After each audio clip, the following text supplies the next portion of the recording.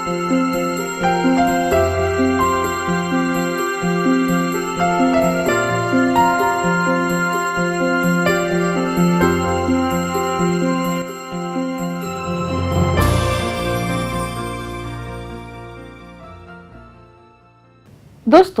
आज हम अभिग्रहणकर्ताओं की श्रेणियां एवं नवप्रवर्तन के गुण इनका अध्ययन करने वाले हैं।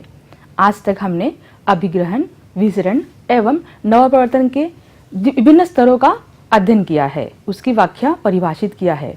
आज हम इस अध्ययन में देखेंगे कि अभिग्रहणकर्ताओं की श्रेणियां क्या होती है और उसके उद्देश्य भी जानेंगे कि क्यों हम ये अध्ययन कर रहे हैं।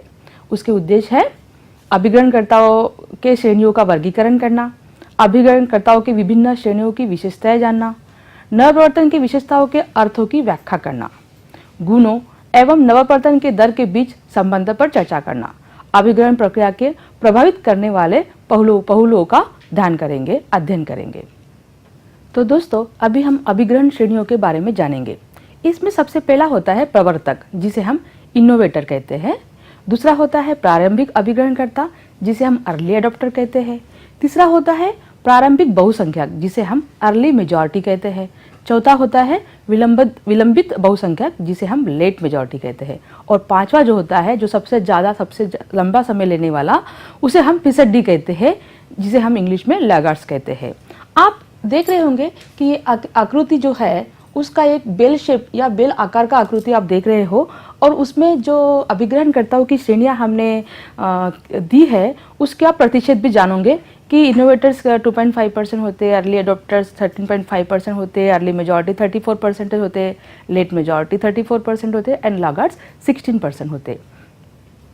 अभी हम इन अभिग्रहणकर्ताओं के विशेषताओं के बारे में जानेंगे कि प्रवर्तक क्या होते हैं, प्रारंभिक अभिग्रहणकर्ता क्या होते हैं।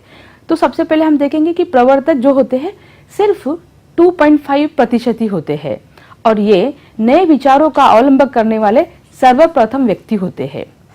इनकी विशेषता ये होती है कि इनके बड़े खेत होते हैं, ये जोखिम लेने को तैयार होते हैं, सामान्यतः शिक्षित होते हैं, प्रगतिशील समुदाय के होते हैं लेकिन रूढ़िवादी नहीं होते हैं, मानसिक रूप से हमेशा सचेत रहते हैं। इनके कार्यों का समुदाय के सीमा के पार होता है। यह कृषि पत्रिकाएं और प्रकाशन के सदस्यता लेते हैं, सामान्यतः मध्य आयु के नहीं होते हैं, और ये प्रवर्तक सर्वदेशीय होते हैं। दूसरा जो स्तर है उसे हम प्रारंभिक अभिग्रहणकर्ता करते हैं, और उसका प्रतिशत 13.5% होता है।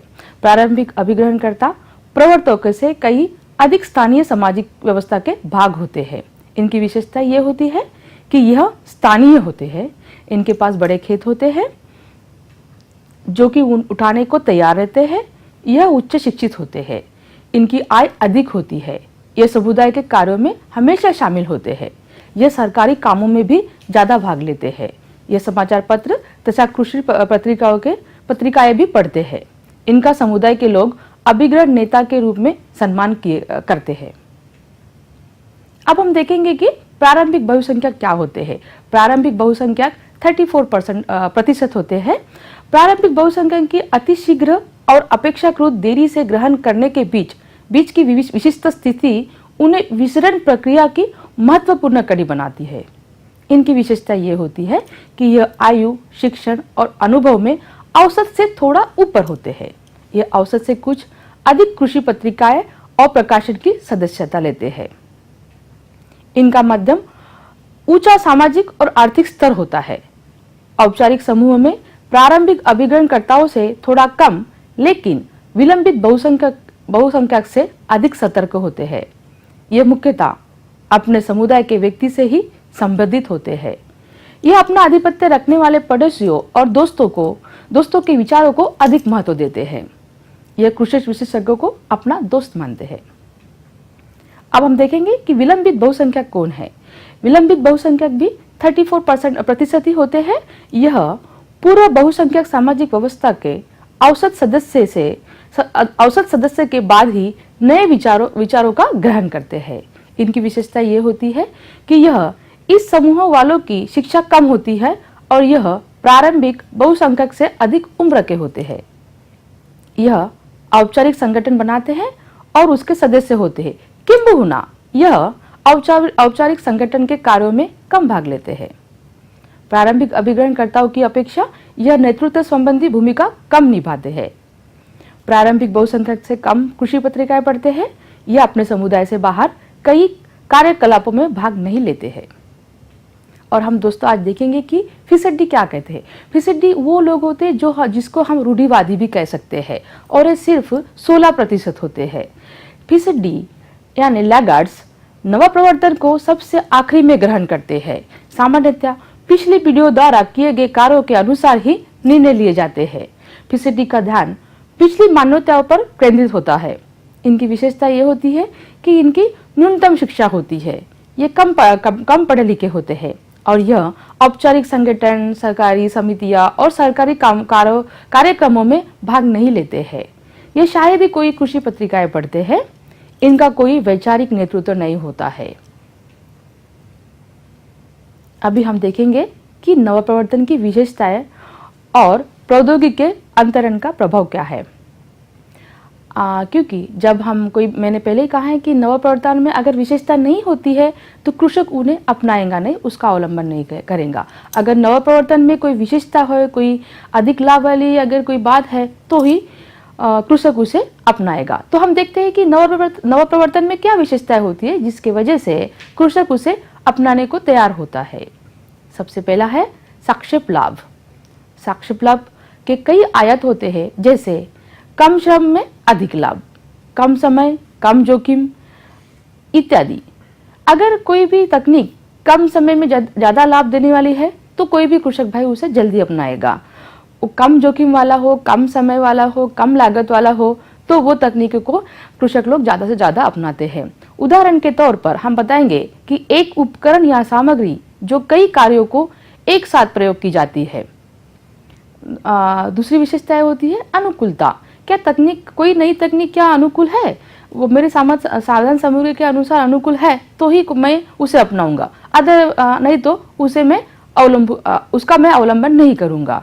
तो अनुकूलता एक ऐसी बात होती है कि वो किसी भी तकनीक की विशेषताएं बढ़ाती है।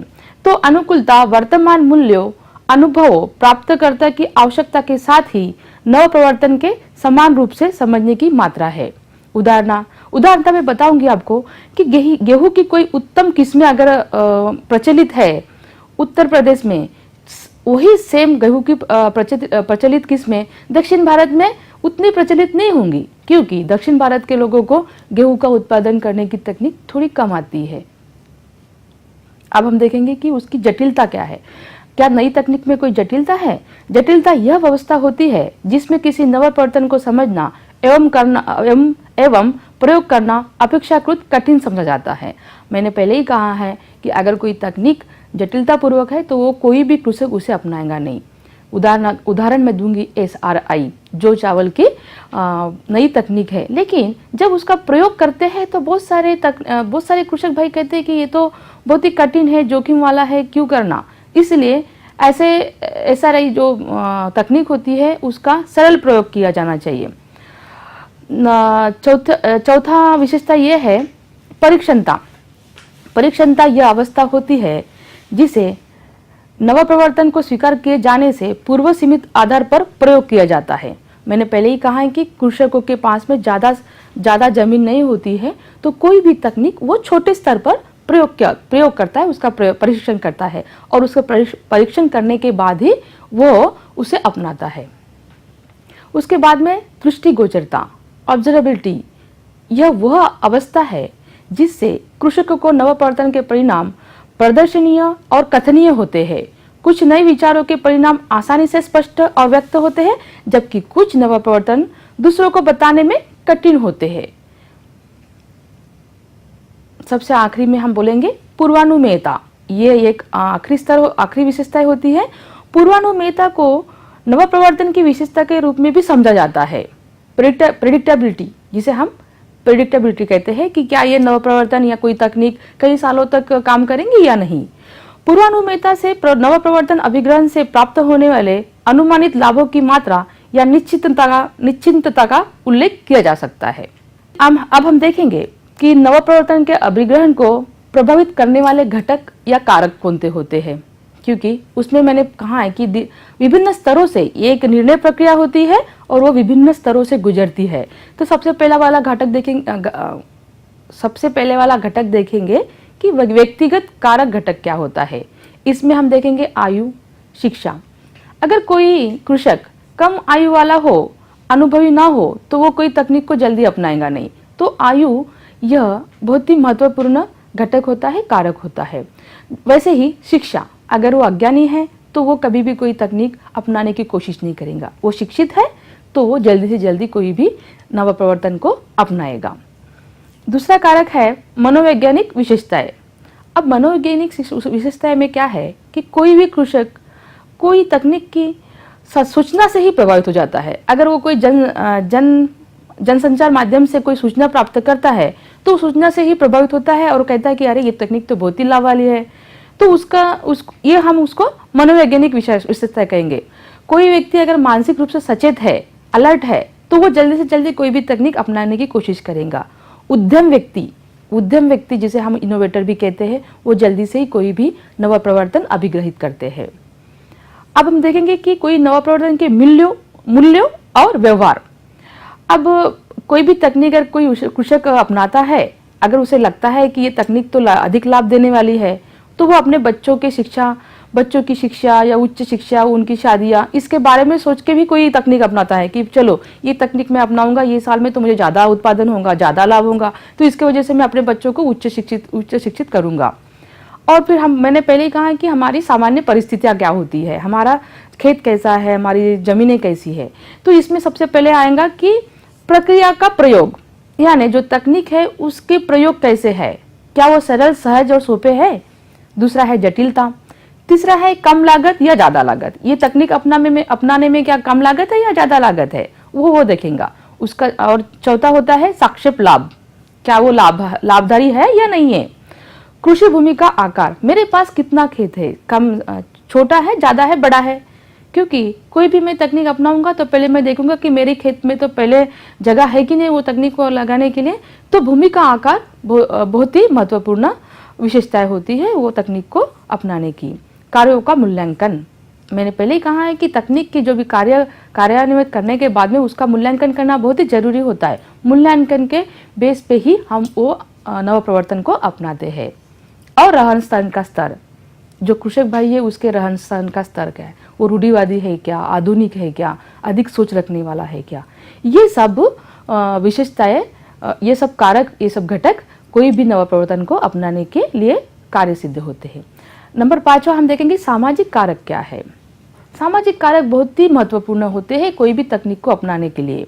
यदि नई प्रक्रिया का अभिग्रहण प्रथाओं और परंपराओं के विपरीत जाता है तो प्रवर्तक का उपहास होता है। मैंने पहले ही कहा है कि कोई तकनीक अगर कार्य करने के बाद में अगर लाभदायी नहीं है तो वो प्रवर्तक जो बताता है कि ये तकनीक अच्छी है नहीं अच्छी है, उसका उपहास होता है। दोस्तों, आज हमने देखा है कि अभिग्रहणकर्ताओं की श्रेणियां क्या होती है एवं नव प्रवर्तन के विशेषताएं क्या होता है। मुझे लगता है कि आपको सारी बातें ध्यान में आ गई होंगी। अगर इसके अलावा भी अगर आपको कोई अधिक अध्ययन करना है तो मैनेज की वेबसाइट पे सारी बातें प्रस्तुत है, आप उसका अध्ययन कर सकते हैं। या तो फिर आपको जो स्टडी मटेरियल देते हैं उसमें भी ये सारी बातों का उल्लेख किया गया है। धन्यवाद।